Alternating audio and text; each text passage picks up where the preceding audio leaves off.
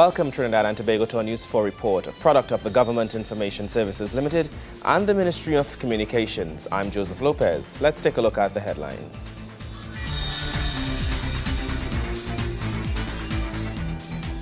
Steady growth in the economy and pickup in the business sector among the highlights of the annual AmCham meeting.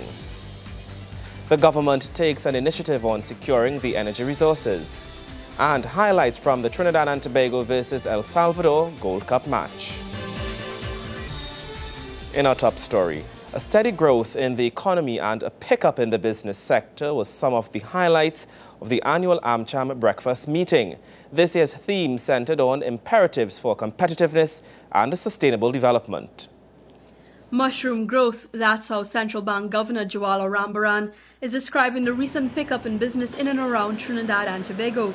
Highlighting the development of business pockets in the Charleville, Tunapuna and San Fernando districts, the governor cited the expansion of retail distributors as key to the growth, along with the expansion of businesses by existing local conglomerates. Addressing the group of businessmen during the annual AmCham July breakfast meeting, themed Imperatives for Competitiveness and Sustainable Development, the central bank governor commended the private sector community for taking the initiative to invest in the local economy. I commend these business leaders for their vote of confidence in the country's economic prospects.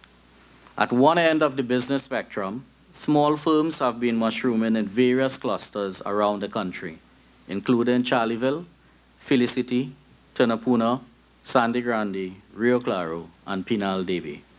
Some of these small firms are in retail and distribution activity. Others are in construction and energy services. Host of the meeting, President of Trinidad and Tobago AmCham, Hugh Howard, says recent statistics indicate a boost in the growth and called on local firms to take advantage of the current economic environment. Analysis of Trinidad and Tobago's performance identifies positive indicators as well as areas that require further growth and attention. Trinidad and Tobago's macroeconomic position is relatively strong, as evidenced by the GCI rankings when we disaggregate and look at the various heads under which the rankings have been made.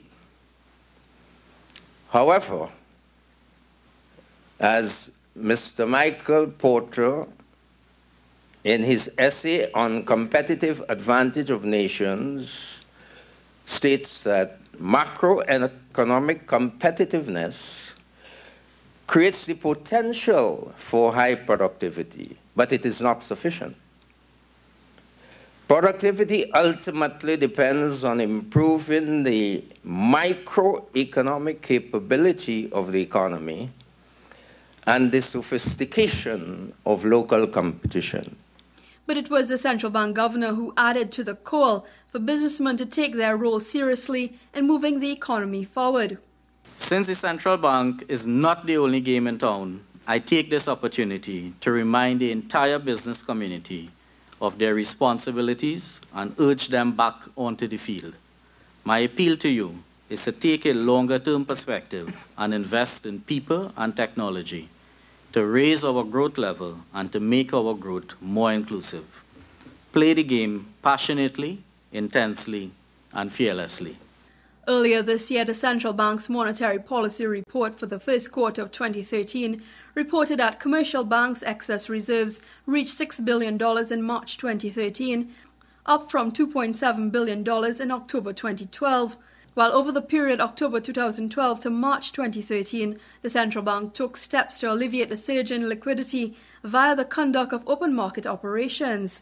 This Governor Rambaran notes while there were still many challenges to overcome in the financial sphere, the country continues to maintain relative comfortable grounding in the financial arena. Trinidad and Tobago has been navigating quite well the choppy waters of the global financial crisis and will continue to do so.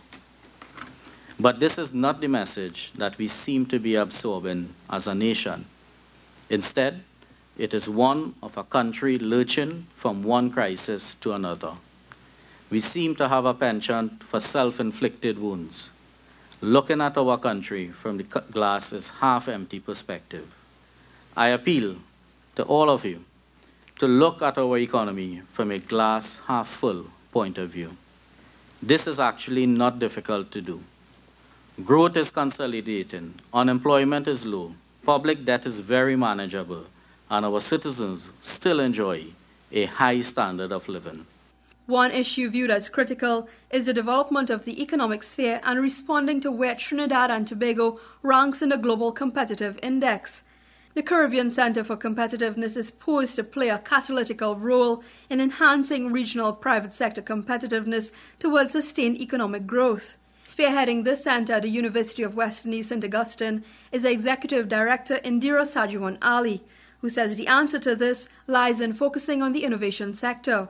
We are seeking to understand the factors that contribute to regional firm competitiveness, and we're hoping before the end of the year to be able to roll out a pilot on that, because we're small states with certain peculiarities, and we need to be able to do that. As well as we're looking at building out an innovation index, because again, there are a number of challenges with the ones that we are inheriting, and we believe that from a regional perspective, we need to be able to do things so we can speak to the rest of the world from our own position rather than simply, being the recipient of what they have to hand to us.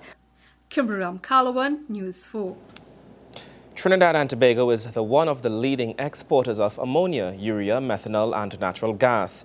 It is because of this, a two-day workshop is being held to guide the nation's security forces on how to ensure the safety and security of the country's energy resources.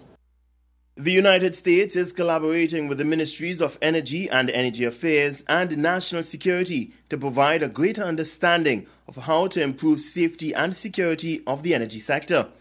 The workshop is part of the Energy Sector Security Initiative and is a continuation of cooperative efforts between both countries on energy matters. Permanent Secretary in the Ministry of National Security, Jennifer Boko-Blake, believes the initiative is strategically necessary given this country's status as a leading energy provider. The principal focus of the ASSI is to create a sustainable mechanism to prevent, mitigate, prepare for, respond to, and recover from all possible threats and vulnerabilities which have the potential to disrupt or destroy Trinidad and Tobago energy sector.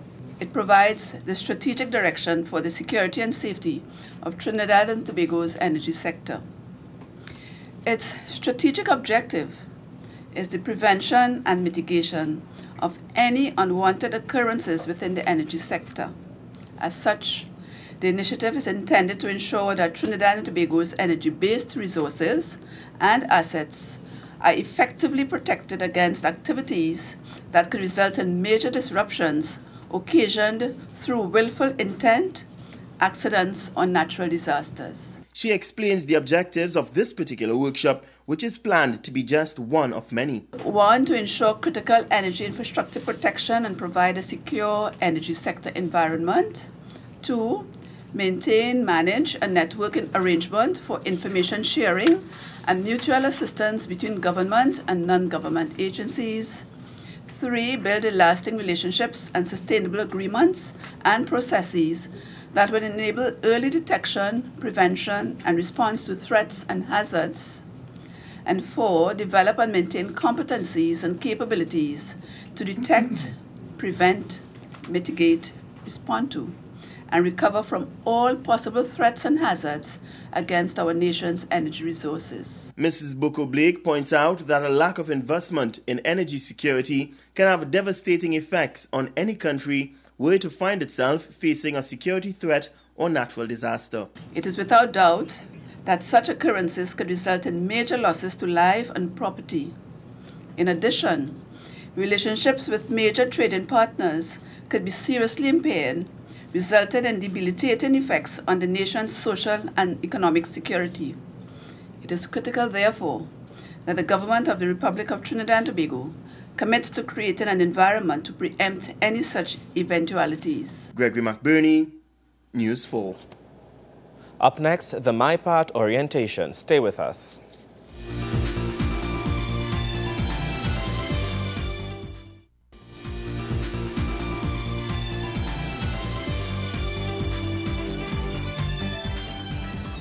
Welcome back. Minister of Planning and Sustainable Development, Senator Dr. the Honorable Bohindradat Tiwari says the introduction of a weekend water taxi service to Chaguaramas is part of a bigger plan for the development of the Western Peninsula.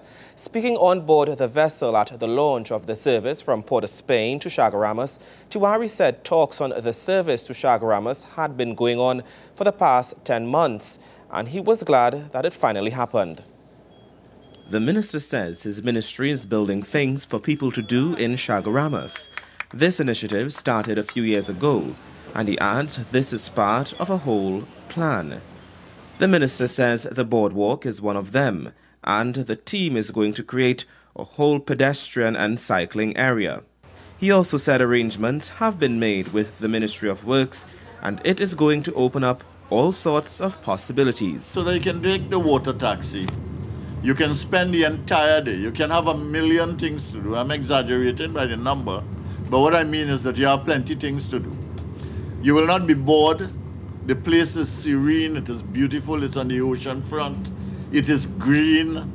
You could go and nestle in the bamboo groves. The minister says it's an opportunity for clean, quality enjoyment and community building, and it need not cost a lot. The CEO tells me that it's $15 to go from Port of Spain to Chaguaramas if you go one way, but that they are going to arrange so that a round trip is $20. So basically you're going to get a bargain. I don't imagine that you're going to go there and stay. And I don't imagine if you're in Chaguaramas, you're going to come back here and stay. So $20 is your round trip. Chairman of the Chaguaramas Development Authority, CDA, Daniel Solomon said the CDA saw access to the peninsula as a key component of its vision for the transformation of Chaguaramas into a world-class ecotourism destination, business and entertainment. Since the launch of the boardwalk in May 2012, we have seen a vast increase in the number of visitors to the Chaguaramas Peninsula. Added to that, just a month ago, we also turned the sod to commence work on Phase 2 of the boardwalk, soon to present a family of projects designed to attract keen investments locally, regionally, and internationally. Solomon said these activities will include fishing piers, water features, huts for cooking and liming, rock climbing, a jog path, children's park restaurants, cafes, and much more. The military-led youth program of apprenticeship and reorientation training, MyPart, will now fall under the purview of the Minister of Tertiary Education and Skills Training, TEST, Fazal Karim, after it was recently reassigned from the Ministry of National Security. The military-run programs were first initiated in 2007 to address issues relating to at-risk youth and were managed by the Trinidad and Tobago Defense Force. Delivering remarks, Minister of Gender, Youth and Child Development says she was elated to be a part of the orientation program.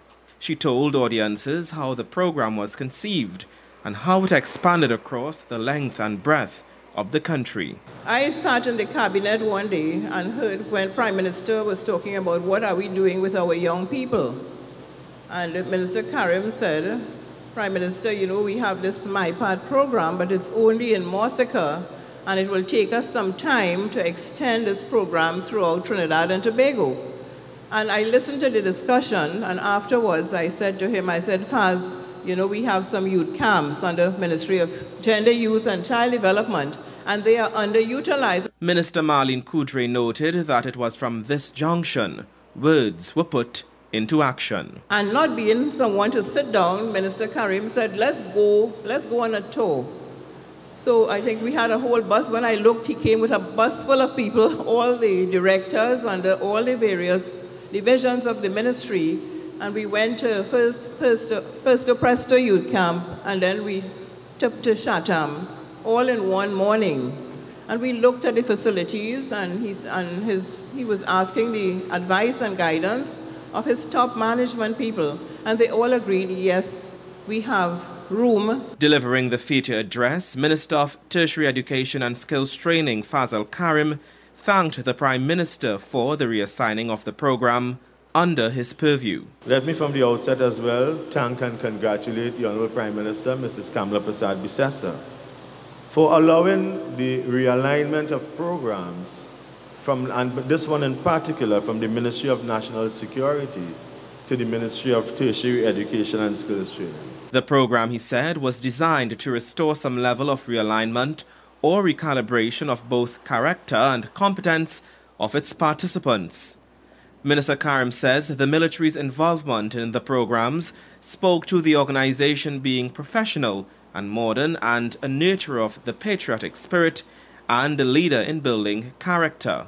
We had the passing out parade or the graduation of our MyPad and MyLad trainees at the Tetron Barracks in Chaguaramas.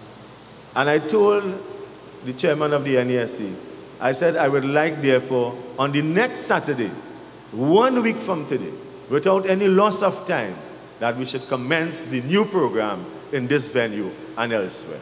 And that has been done. And we thank Almighty God and we thank all those who would have assisted and all the support staff. The minister says there is speculation that the transfer of the MyPad program to the Ministry of Tertiary Education may lead to the program losing that military input.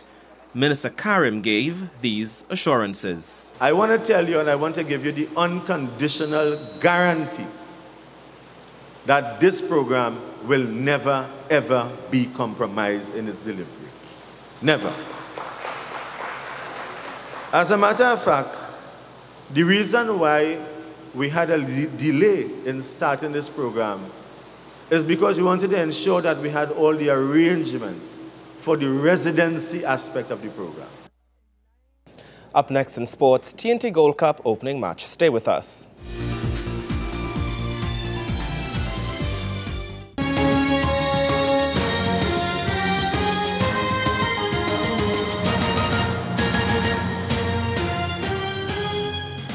Welcome back. It was a hotly contested first-round Gold Cup match between the Soca Warriors and El Salvador. News 4's Wayne Cunningham was at the game and filed this report. News 4 Sports at the CONCACAF Gold Cup. Courtesy the Ministry of Sports and the Sport Company of Trinidad and Tobago. Our opponent had the ultimate 12th man, as it was a sea of blue with small specks of red when Trinidad and Tobago faced El Salvador at a sold-out Red Bull Arena in New Jersey in a Group B CONCACAF Gold Cup opener. The Warriors looked a determined and cohesive unit during their pre-game camp in Miami and were hoping to transfer that to game time when they face a squad which has recently had the better of them. And 10 minutes in, that sharpness came to the fore as Keon Daniel finishes a move started in the midfield by Carlos Edwards to make it 1-0 TNT.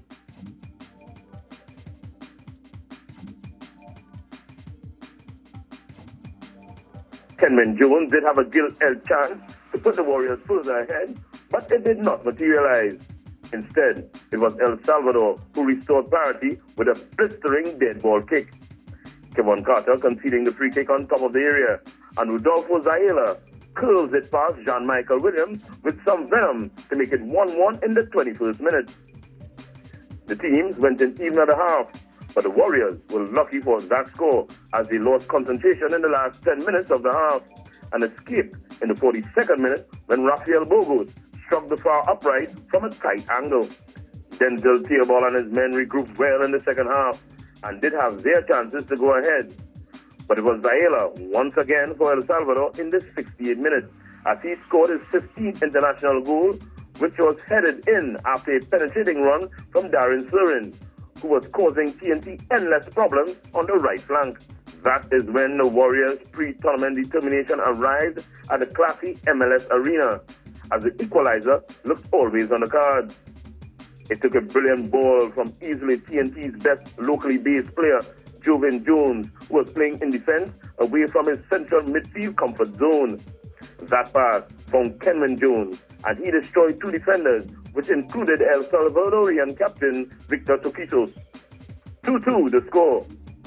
There were chances for both teams to take all 3 points, with El Salvador coming closest, but Jean-Michael showed his prowess in goal to deny O'Steele Romeo with a fine one-handed save. The Warriors' 10-year drought for a Gold Cup win continues, but they will be grateful for the point as they prepare for Haiti on Friday. And with the Haitians losing their opening match 2-0 versus Honduras following our game, that will be no easy assignment for Coach Hart and the Soca Warriors. I'm Wayne Cunningham from the Gold Cup in the United States for News 4 Sports. News 4 Sports at the CONCACAF Gold Cup. Courtesy the Ministry of Sports and the Sport Company of Trinidad and Tobago. Thank you, Wayne Cunningham. More news after the break.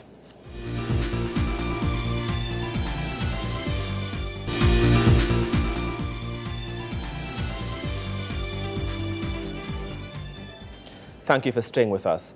The semi-finals of the Prime Minister's Best Village Trophy competition recently concluded, and as many await the finals, the Food and Folk Fair 2013 provided an environment for families to come together.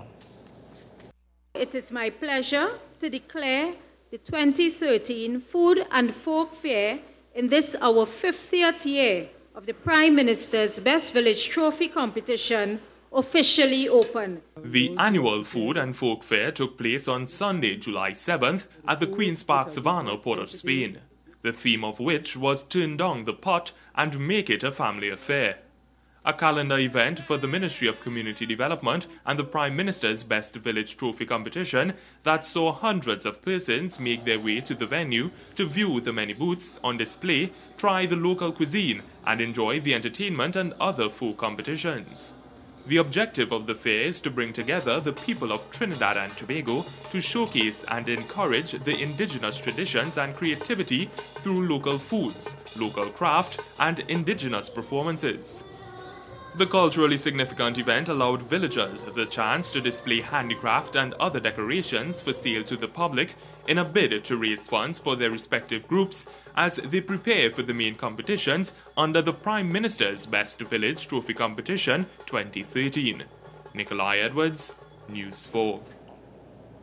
And that story brings us to the end of our News 4 report, a product of the Government Information Services Limited and the Ministry of Communications. I'm Joseph Lopez. Thank you for watching.